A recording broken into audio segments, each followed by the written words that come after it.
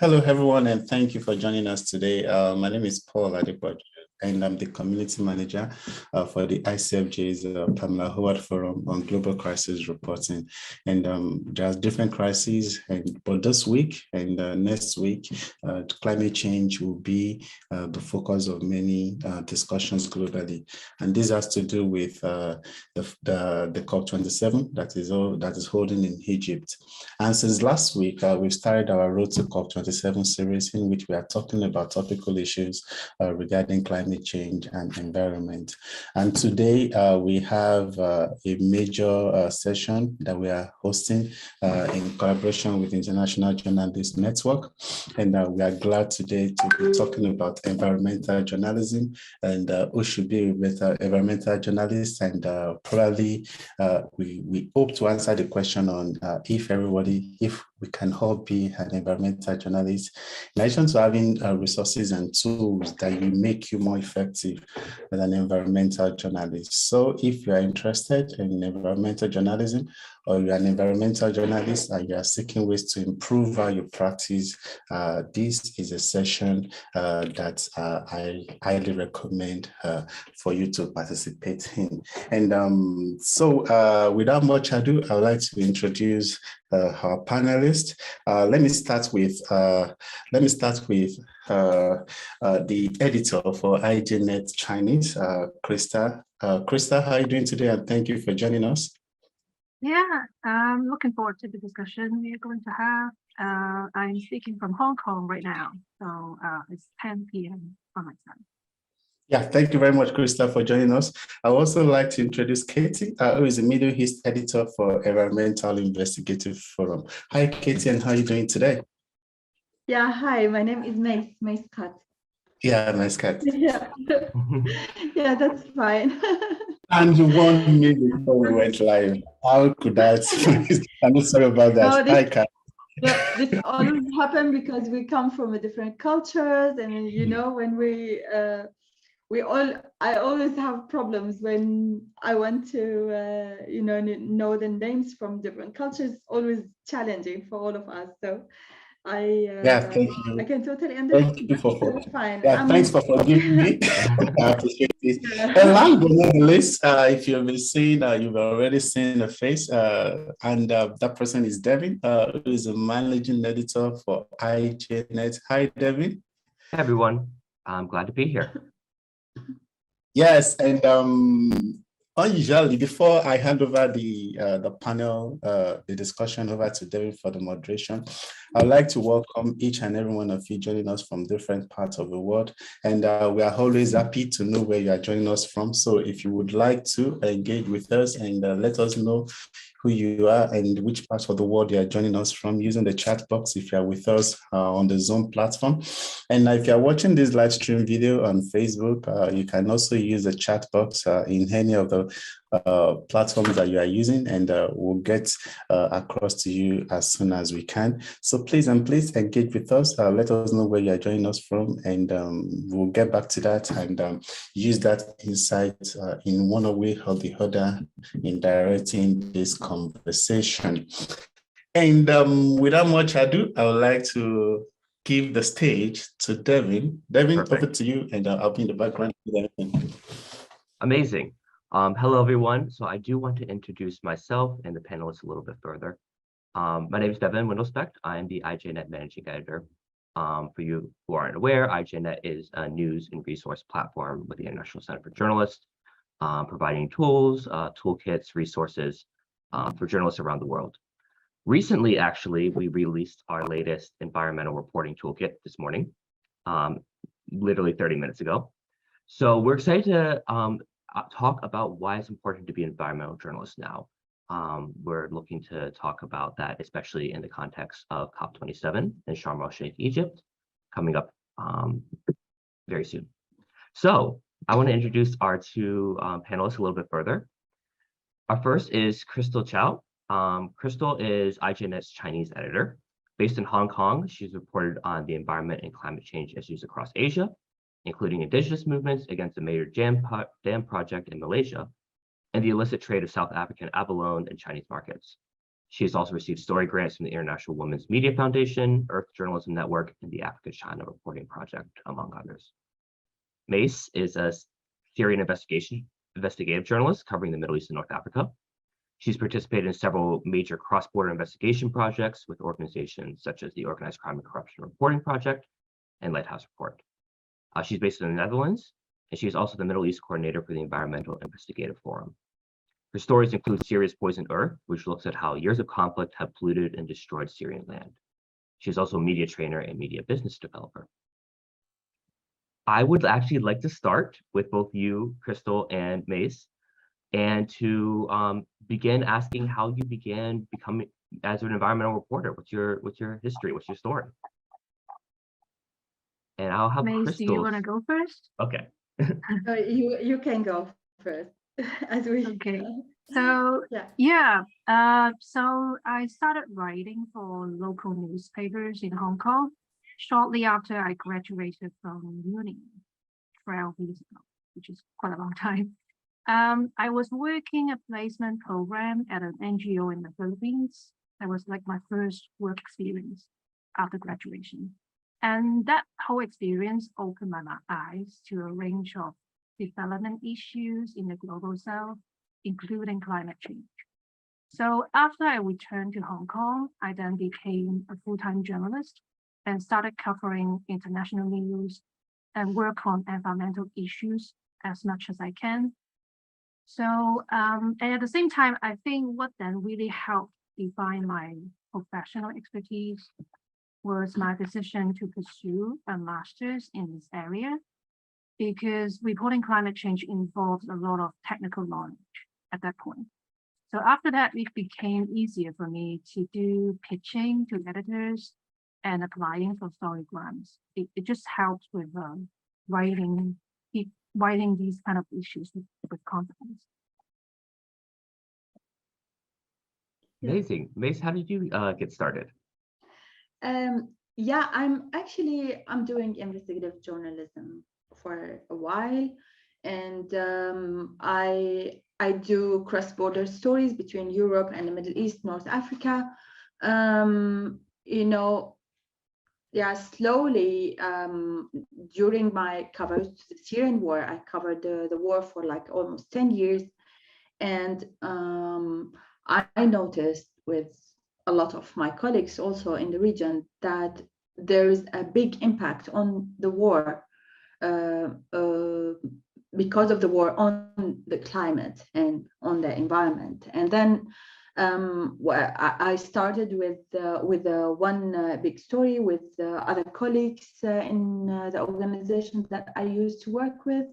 And then slowly I moved to the EIF, the Environmental Investigative Forum, and I became more interested in the topic. So actually I'm doing investigative journalism, but my new perspective is the environmental journalism. So I'm a little bit different than Crystal, which she is more like focused on the environmental journalism itself, but I take it from like a different angle, let's say.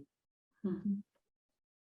Amazing. Well, I think to start off, one of the first questions I would like to ask to Crystal and Mace, what is, you know, of your favorite, one of your favorite stories you've reported on regarding the environment recently? It's really hard to pick from all the stories I've worked on, but yeah, but I think I would pick a story I work on in the Malaysian Borneo, like the story you just mentioned, because back then I was still a junior reporter, and that issue was complex to me, and it involved a lot of ground reporting that I wasn't familiar with. But I think that experience kind of opened a lot of windows for me, and it gave me the confidence in pursuing this kind of like shoelace reporting in the region. So yeah, so I'll probably pick that. But I would say like every stories I've worked on are like my babies. Yeah, Yeah, for me, the last story I worked in, I published in this year, was about impact of the Syrian war on the Syrian soil, and that was a story I worked on with my colleague Lujain El Haj Youssef, that we used to work together, and then we came up with this idea, and we did also work with other correspondents inside Syria. And at that story, we focused a lot on the fact that all the parties that involved and the militias and that they involved in the Syrian war, they influenced the environment and the soil in a very bad way. And I think, and we will maybe talk about this even more later, that the thing that a lot of people wanted to read that story inside Syria, while usually they don't really care about the environment because it's not their priority, but because it was really connected to their daily life needed and what they want, what they need. That's why it was more like the readers, they were much more, and the attention that we got was much more than we expected. So this also maybe we will talk about later. Perfect. Well, Crystal and Mace, you report in very different regions. Crystal, you report mainly in Asia, and Mace, you report mainly in the Middle East. The biggest story coming up in the next week or two is going to be COP27. Following up on Glasgow last year, where there was a lot of pledges of reducing emissions and better caretaking of the environment from governments. However, in the last year, a lot of those pledges haven't necessarily been followed through. What do you see your role as an environmental journalist in the context of COP coming up, COP27, and the constant struggle to have governments and society react to your reporting? Yeah, maybe I'll go first by Okay. saying it actually makes our work all the more important because we need to inform our audience and inspire action among them. I think in the past we were very used to the idea that journalists shouldn't take side or make a stand on a lot of things. But I think we should know that when it comes to the climate crisis, there's just one side to take. I'm not saying we should just go and become activists ourselves, but I think we should be reporting the issue through the lens of justice. I think we should highlight its impact, highlight what has not been done, and showcase some of the potential solutions and make our stories relatable to people. So, which is echoing what Mace just said. Yeah. For me, with the EIF, with the Environmental Investigative Journalism Forum, what we are trying to do is supporting the journalists and providing them with information if they need that, and giving them the possibility to work in a flexible way. And when, especially in the Middle East, a lot of journalists, they don't have, or they miss some of the capacities, especially the technical part of it. Then we try to help and support the people that we know and in our network. I see also the Arabic department in ICFJ, they really also provide a lot of information. I try also to contribute in that and support whenever I can. Today, ICFJ in Arabic also, they have the same panel, which is really, really great. It's a great opportunity for the Middle Eastern and North African journalists. So this is what we are trying to do. And this is like a kind of an occasion that we want to take an advantage of to push towards what we want to say and to highlight it more and more. For people who might be outside your regions, maybe they're in Europe or in Africa or in Latin America, what are some of the major environmental stories happening in the regions you report on right now that people might not be typically aware of? So Asia is huge and very diverse. So with each sub-region facing its own unique set of challenges, I think. So for example, in South and Southeast Asia, I think heat, disasters, and the climate effects on health and food supply are obviously very prominent issues because so much of the climate crisis is about how it is making the vulnerable population even more at risk. Whereas in East Asia, such as Japan, China, and Hong Kong, much of it is around energy and market transition, about what kind of technology and how much investments are required to make that happen.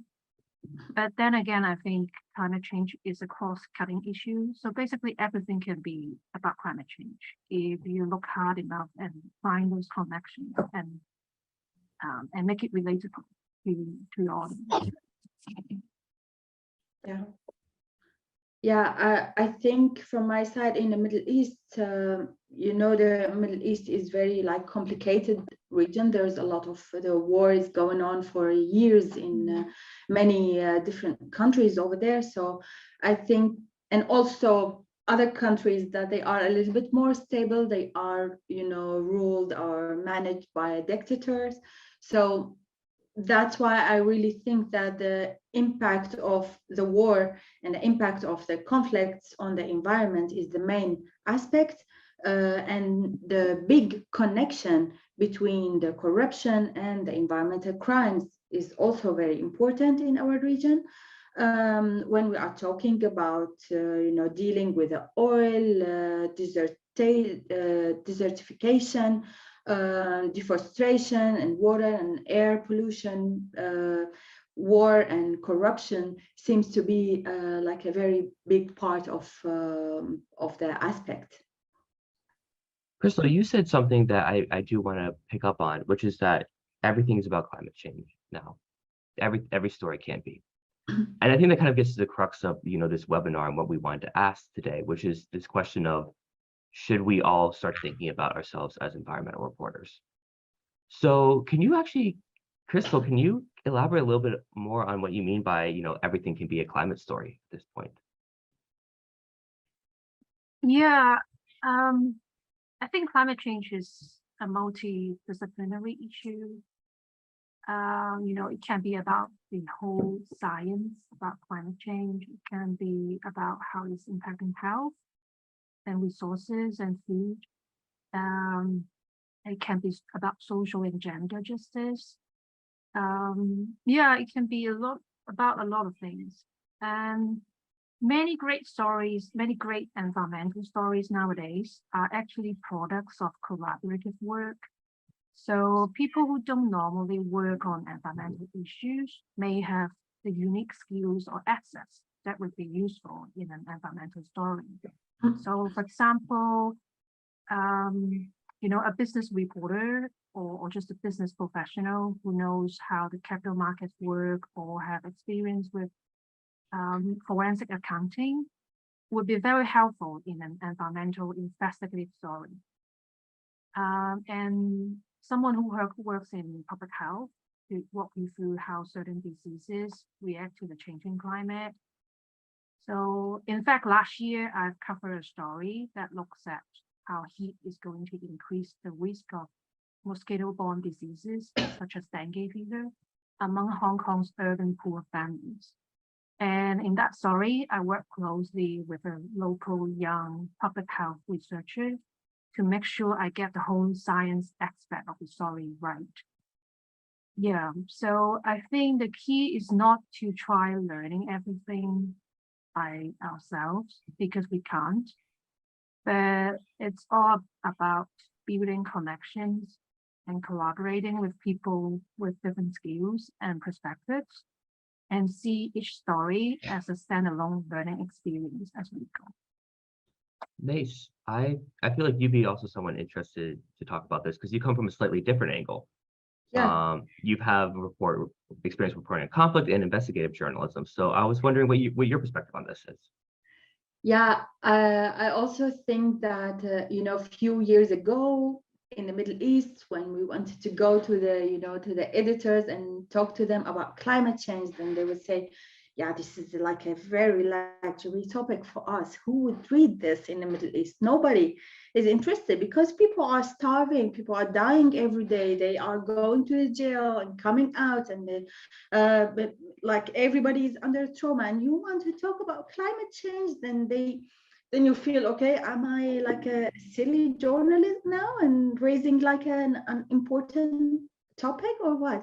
But then now when also, I think topic is became much more important everywhere, and people, they can see the impacts, and everything can influence their life, and that's why it became slowly in the Middle East like part of the daily news.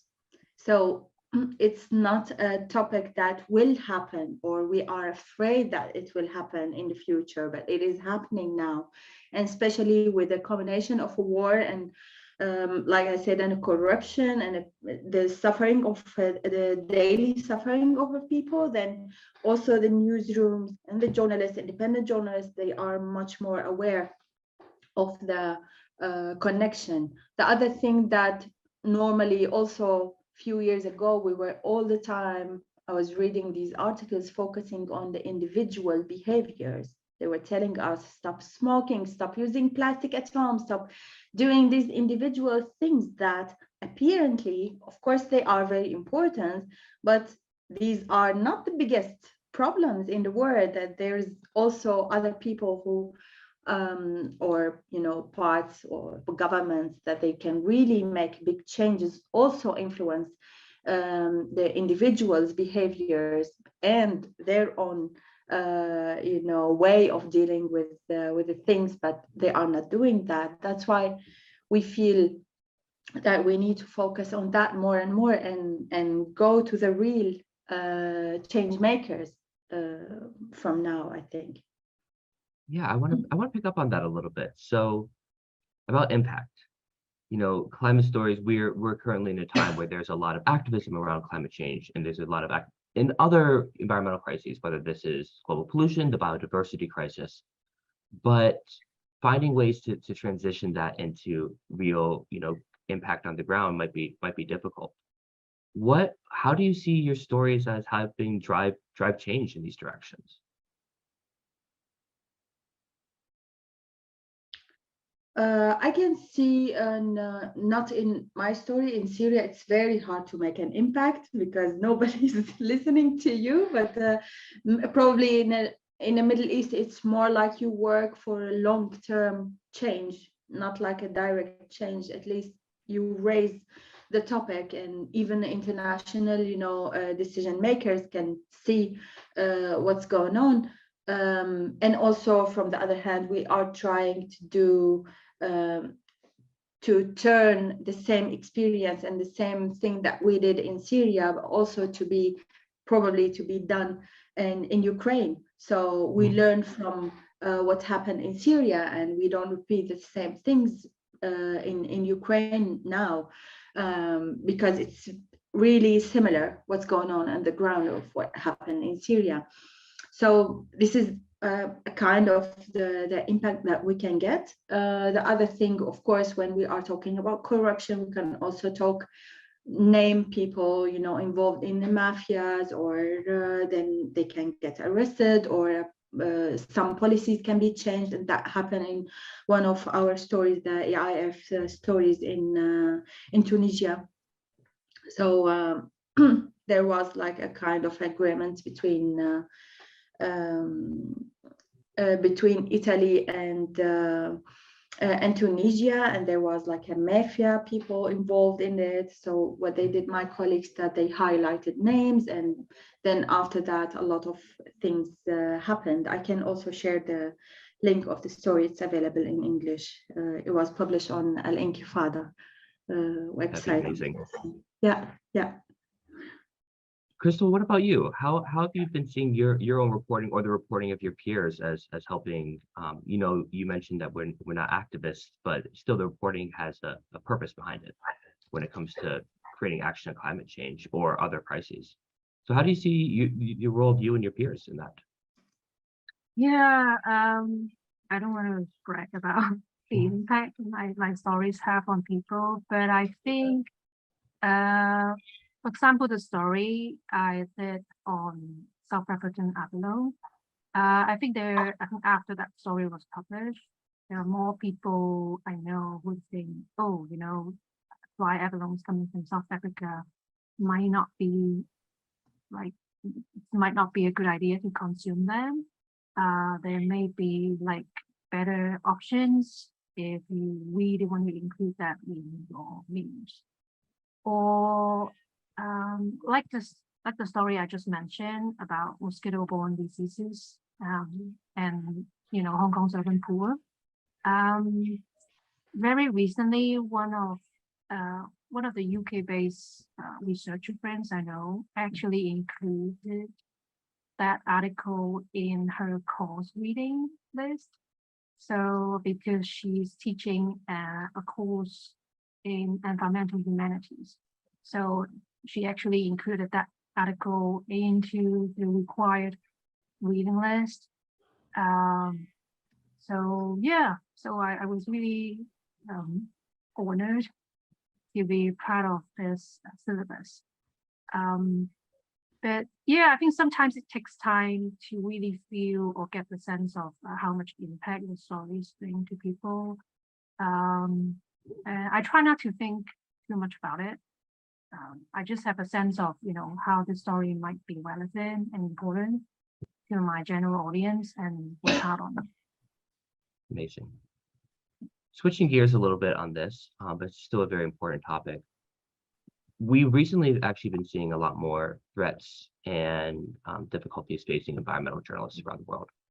The most notable, though not exclusive, case is the case of Dom Phillips in the Amazon recently, who was killed in part for reporting on indigenous environmental defenders in the Amazon in Brazil. This has also happened around the world. It's happened in India, it's happened in Colombia. Not just risk to physical safety, but what are some of the challenges that environmental journalists are facing now? Challenges to getting the story out there, challenges to reporting, even physical challenges to their safety in your regions. Yeah, so Mace, do you want to go first? Just go on. Go ahead. Yeah, I just wanted to mention that, as I said, the Middle East region in general is a complex region, and it suffers for wars and military conflicts for a very long time. Therefore, also, like much of the environmental journalistic work appears to be related to military conflicts, and journalists in the region are already exposed and to many risks, and working in the field of environmental journalists or reporting environmental violations is no less danger than the other traditional journalism that they are trying to do in the region.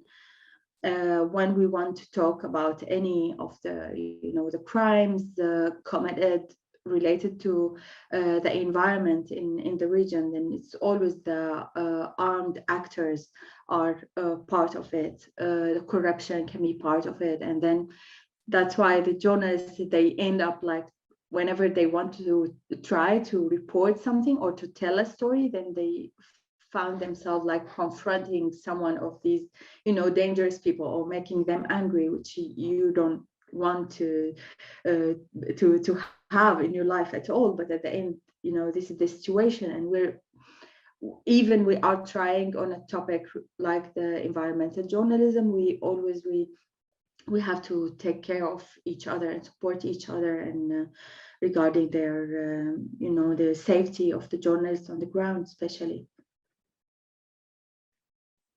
Yeah, so for me, I report a lot from Southeast Asia, where environmental journalists regularly face this sort of risk.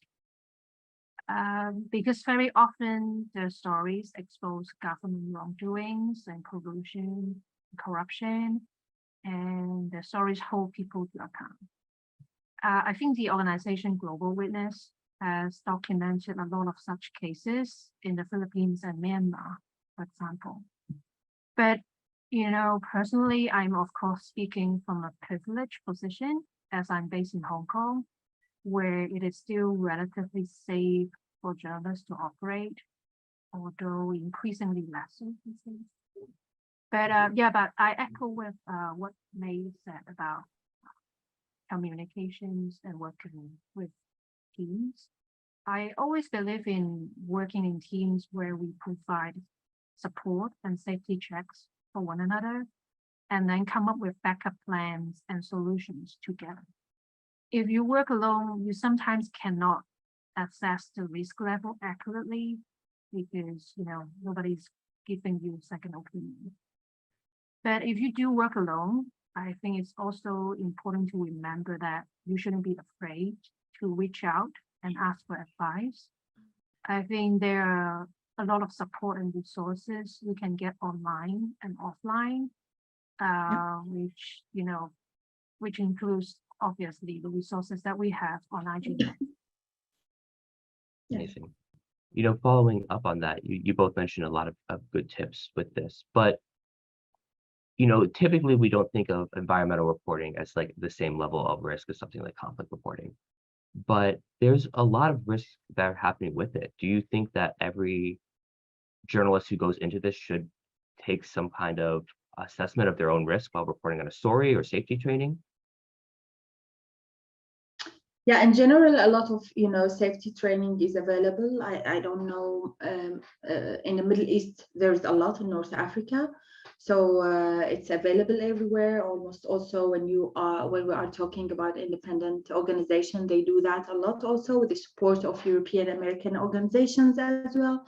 So it's there. We are all the time talking about it. Sometimes the journalists or also organizations editor, they can underestimate some topics if the things is going on in a relatively like a safe country, then they think that it's not really important. But I think in general, it's not only when we are talking about the environmental journalism, but also in general, we have always to take in our consideration our safety, and especially the safety of the younger generation. They are our little brothers and sisters, the colleagues. So it's also part of our duty to support, but also it's part of their duty, like Crystal mentioned, to ask. So the journalist or the organization, then they can also help and support. Yeah, I do think it makes sense for every journalist to go through some sort of training, especially even if you don't work on the ground. There are increasingly there are increasing risk and safety threats online. Somebody targeting you and polling you online, or exposing your personal information to random people, or somebody hacking your accounts. Stuff like that could jeopardize your work and your reputation in the field. And I think at the same time, this sort of training is also important about getting a better understanding and the sort of sensitivity required for you to do shoelace reporting on ground. Because you see this issue with parachute journalists all the time. They come into a place without all these understanding or even respect towards local people, and sometimes they can be arrogant. They can be insensitive to the sources they're actually interviewing, what their stories are about. So yeah, so I think this kind of training should be mainstream, I would say. Let's talk about a little bit about that, actually, about the concept is sometimes an environmental justice lens that comes through with reporting. And a lot of, let's talk about the climate crisis here. A lot of the people who are going to be impacted are people who are traditionally the most marginalized in society. not exclusively, but definitely a larger impact. So how do we think about reporting on communities that are affected by this? How should we think about how what lens we report on that with? Yeah, it's very important when we see, you know, the crossing topics, when we cross topics, and usually if you you report about refugees, about the Syrian refugees, for example, in Turkey, in Lebanon, or whatever, then also it's very important to cross the topics together. When you are doing like a gender, you know, a balance, and you focus on gender, or you focus on women rights, then it's also very important to see if you are interested also in the environmental journalism, it's also good to see that from that perspective. So you try to merge two big topics into like I don't know, I always like to use the term of playing, but it's at the end, you know, this is the way that even when we deal with the very complicated topics, it's at the end playing and thinking, you know, in enjoying thinking, and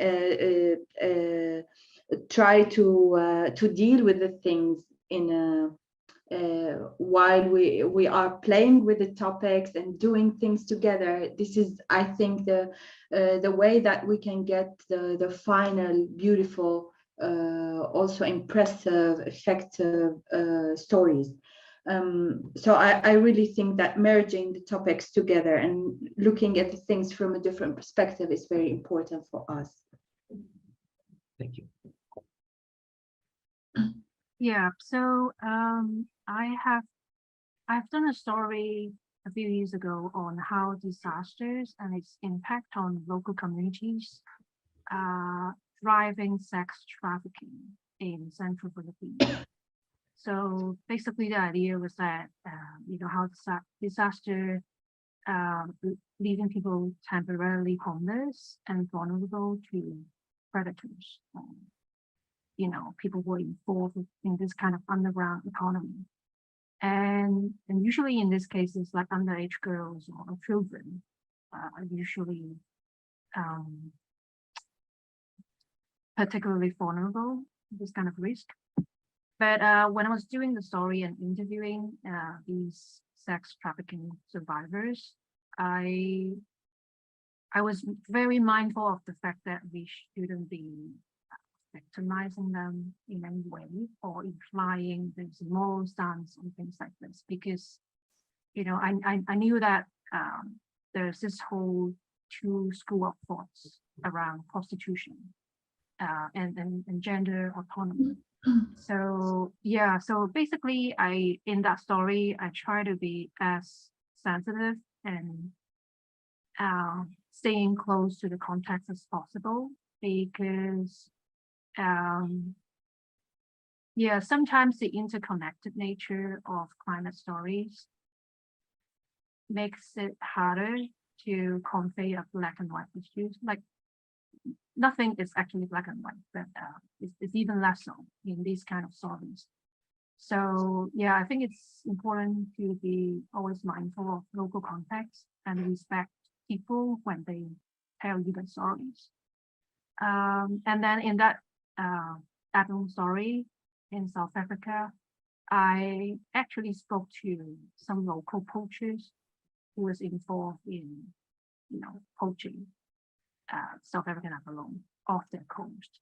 But I also was very mindful of the fact that they were driven to this kind of life due to poverty and lack of equal economic opportunities. So yeah, so in a similar vein, I try very hard not to cast them in a negative light, because it's very important for the readers to understand how complicated it was to try to solve this. So yeah, so I hope this is helpful to anyone who is listening. I think having that kind of respect and awareness that you don't know everything is important in our line of work. Amazing. Well, switching gears again, And I'm actually going to put this in the message box here. We are releasing our toolkit on environmental reporting. And there might be a lot of people listening to this webinar who are interested in environmental reporting or at early stages of their careers, or they're long-term journalists who have reported in other fields but are making the switch to reporting on the environment or incorporating the environment into their stories. What tips and advice would you have for especially young journalists or early career journalists who are interested in reporting on climate change, the environment, the biodiversity crisis, and all these other challenges facing us now? Yeah, for me, I think the most important thing is to increase your knowledge about the topic. It's very important because this is one of the very important topics that your knowledge can really influence the level of your story. Even like we're doing the news, but we need to understand politics when we do news. If we do like anything related to the economic, it's also important. And in this topic, in the environmental topics, there's a lot of researchers, a lot of news going on, a lot of events happening. So we need to increase our knowledge about the topic before we start doing anything related to that. And the other thing that it's very important always to remember that we are storytellers. So we are not doing researches and give like the rough information to people. We need to make people understand what we are writing about and touching their minds and hearts and their feelings. Then in this way we can do the reach the impact that we want or we hope to happen somehow. And I think also in my region, in the Middle East, North Africa, it's very important to improve also the skills that we don't really get in our universities, the more the technical skills, when we learn how to get some satellite images, or how the way that we can deal with the data, or we do cross-media things, or train ourselves and get the knowledge on different kind of like not the topics, but the way that we present our topics, like a podcast or writing articles or photojournalism, storytelling. These kind of things we miss in our region, and we don't really get this education in our university. That's why it's our duty to search and find the proper trainings. And here I advise everybody to follow ICFJ, because the Pamela Howard, especially, like they really provide a lot of good trainings and helping the journalists to to achieve a better reporting and stories. Yeah. Thank you. Yeah, I'm totally with Maze on this one. But to add on what you just said, yeah, try to keep up with trends and developments across the intersections of climate change. And at the same time, try to find something that would make the story relatable to your audience, but avoid sensationalism at all costs. I mean, we are not downplaying the gravity of the climate crisis, of course, but we must be as truthful and accurate as possible when communicating that. Actually, in this day and age, I truly understand sometimes we are tempted to exaggerate things a little bit to get people's attention and clicks, especially for online medias, because we kind of, live on that kind of analytics. But, people would eventually be driven away if all you peddle is sensationalism, because they would think, what's the whole point, You are either exaggerating things, or I can't actually do anything to help with the situation. So, I'll just tune out and do nothing. And I think what's worse is that sensationalist coverage often goes hand in hand with misinformation or misused data. So once you put them out there, you can't actually take them back. So it is a disaster. I think at the same time, it is also important to think about your sources. Depending on your story, sometimes you want to get a quote from an eminent scholar in America or Europe who does important research in the field. But sometimes if you're doing a story on a very local, regional level, a young local researchers would be more capable in telling you more about the specific context on the ground and and what kind of work has been done to address that. So yeah, so always think about resources. And I think lastly, it's equally important to highlight potential solutions, the people behind them, and the circumstances that would define how something may work or may not work in a particular social or political context. Because I think looking at solutions isn't just important. It isn't just important to our audience, it's important for us too, because we want to stay motivated and hopeful in our work and have faith in the power of people actually coming together. So yeah, trying to look for solutions and hope from our work, that's important. As a final question, what do you see as the future of environmental reporting? What are some of the things you're excited about that might be coming up, and what are some of the challenges that are coming up that you're worried about with reporting on the climate and the environment? Yeah, go on. Go on. Yeah, I'm with I cannot forget I'm with a very polite Chinese journalist. Always, you're very famous. Thank you. It's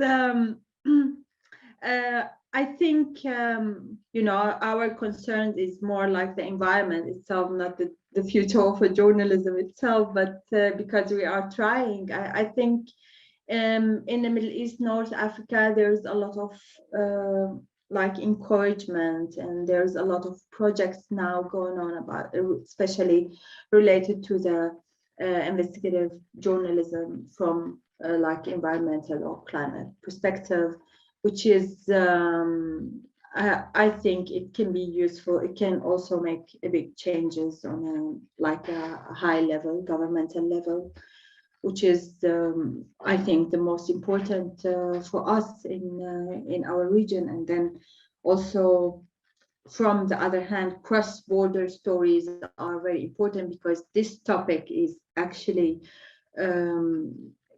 it's very clear that this is the most important cross-border topic that we can all work on together.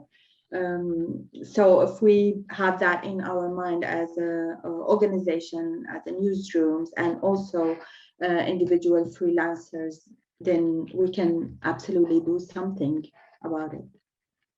Thank you. Yeah, to me, I think sometimes people like to see us as a group of sad folks, doomsayers, but that's not what I feel at all. I actually feel very privileged being an environmental journalist at this time, to be communicating all these important issues to a ever-growing audience. So it's actually very humbling. I see actually more and more interest from editors who used to think environmental reporting is just about waste and pollution and animal environments. I also see more and more people coming from different fields and different places coming together on collaborative reporting projects, or all sorts of projects that are trying to address climate change. I see more and more people working on solutions to address this, even if they are just very small scale to begin with, that will not necessarily deliver that kind of huge impact we expect in the short term. I think the main point is about inspiring action, no matter how small they are, and exchanging these lessons coming from different contexts. And perhaps, who knows, after this webinar, maybe Maze and I, or anyone who's watching right now, can start brainstorming projects together. So yeah, this is an invitation. Perfect. Well, once again, we are opening the environmental reporting toolkit on IJNet. So if anyone listening is also interested in concrete tools, it also has podcasts in it about how to begin reporting on the environment, or tips and advice. Again, I posted in the chat, and you can also find it on ijnet.com. I want to give a big, big, big thank you to Crystal and Mace for sitting down and talking about this. I hope it created perhaps some inspiration for some of the people listening, and it definitely did for me, myself, to hear you guys talk. So thank you so much. I will hand it back over to Paul right now. Yeah, thank you very much for that session, for that high opening session.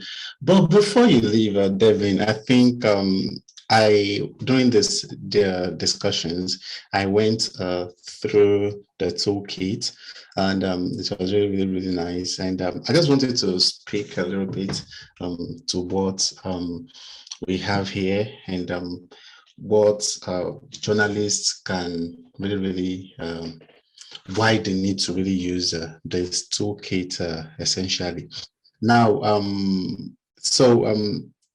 let's look at probably which I think will be really important going into COP27.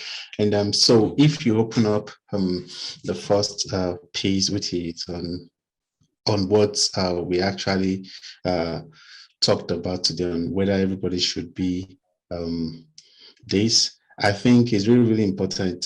So tell me briefly what we can say about this podcast, and why it's really, really important, and what is unique, what's the take on this. So let's start with this. Yes, of course. So the podcasts are actually kind of the meat and potatoes of our toolkit. So they have interviews with experts around the world on certain topics.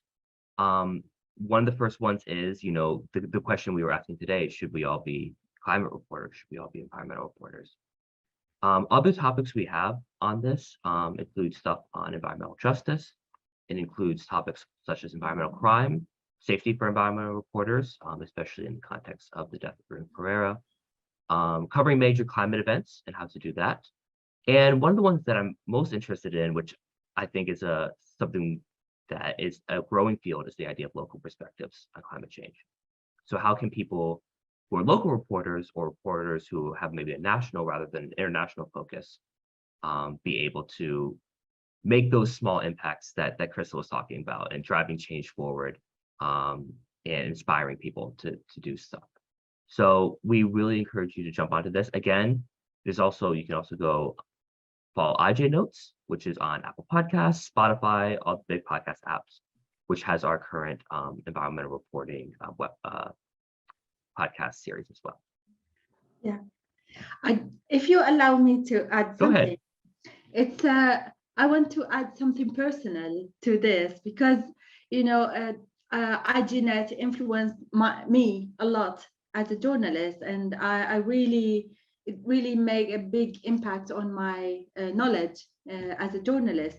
For a long time, I was reading IGNet both in English and Arabic also, and especially in Arabic, it was one of the very few sources that you can, as a journalist, build up your knowledge and read. I read every single article there for years and years, and until now. And even that's why I really advise any journalist, even you feel that you are a senior or you are a junior, you're a beginner, it's one of the most websites that you can go and read and really get the real information from there, that you can use it in your career and build it up. So this is what I wanted to share, this as a very honest advice from my side. I also really quickly, I don't know if we have any Chinese language listeners here, but I really want to plug IJNet Chinese. Crystal has been doing amazing work on that. And also it's a region which is incredibly important for this reporting. So you will also see on IGNet Chinese, you'll see Chinese versions of a lot of the articles and stuff we post about this as well.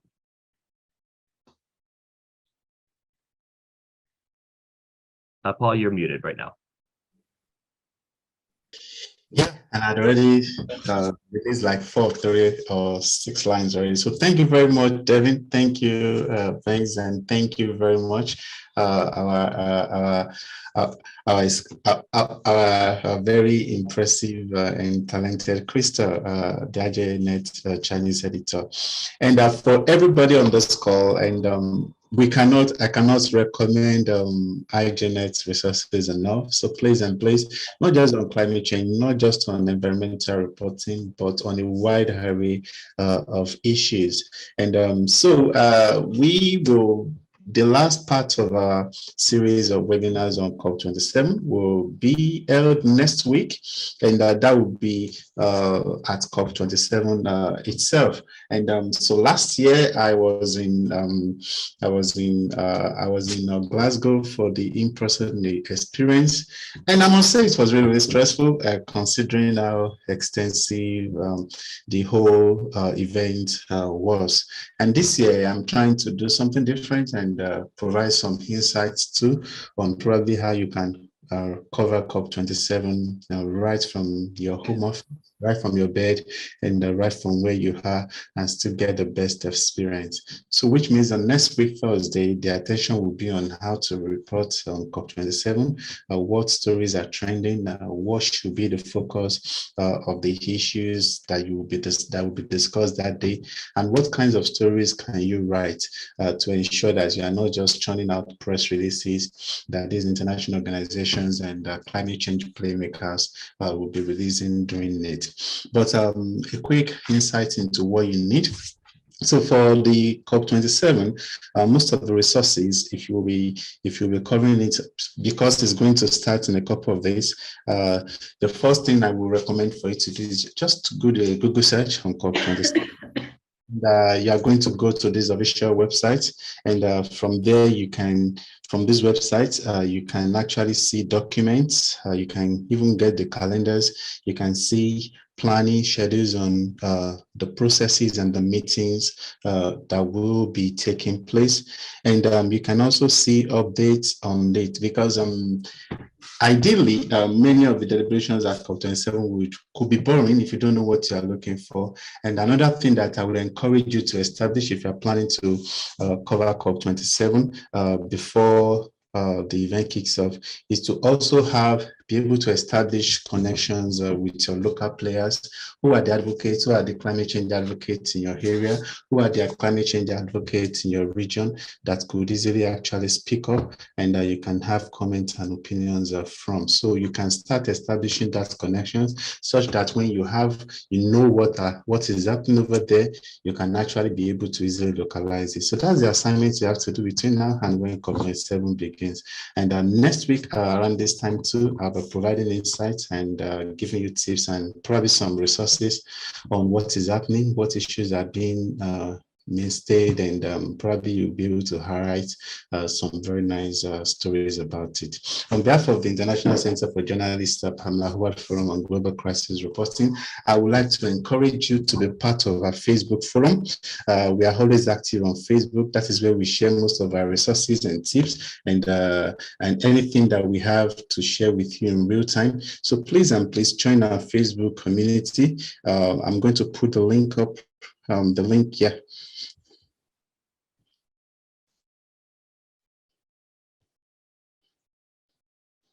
So the link I just put there takes you to the Facebook community, and when anything is happening in real time, especially throughout COP27, I would endeavor to put as many updates as we can there. So if you are not part of our Facebook community, please just click it. Thanks, Dorcas, for sharing the link. And we also encourage you to learn more about the forum. Please check out the International Center for Journalists website on www.icfj.org. And we've also been talking about IGNet IGNet since morning, so they have lots of tools and resources for you to check them out. And I'm also a very good user of IGNet resources, so I cannot underestimate and under-recommend it. So please check out IGNet's website on www.ignet.org to access more resources. So next week I'll be here, and hopefully, before I close up, if you are writing any story on COP27 or climate change related stories in the month of November, that is the focus of our monthly story grant. So please let us know the climate change stories you're writing. Get in touch, get those stories across to me, and we'll enter you for a monthly story contest. Until next time, thanks, Devin, thanks, Krista, and thanks, Kat. I cannot say that, I cannot make that mistake one more time. So thank you very much, and enjoy the rest of your day. Bye from me. Thank you, everyone. Thank you for having me. Thank you.